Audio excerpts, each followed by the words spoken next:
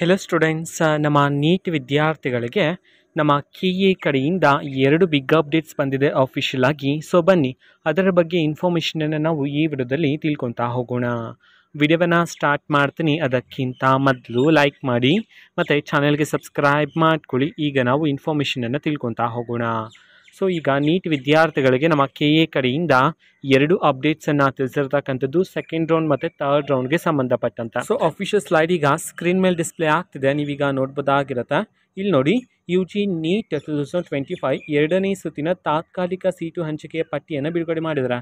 Tentative ಸೀಟನ್ನು allot ಮಾಡಿರ್ತಕ್ಕಂತಹ ಒಂದು ಲಿಸ್ಟನ್ನು ಬಿಡುಗಡೆ ಮಾಡಿದರೆ ನೀವೀಗ ಚೆಕ್ ಮಾಡ್ಬೋದಾಗಿರುತ್ತೆ. ನೀಟ್ ವಿದ್ಯಾರ್ಥಿಗಳಿಗೆ ಟೆಲಿಗ್ರಾಮಲ್ಲಿ ಹಾಕಿದ್ದೀವಿ.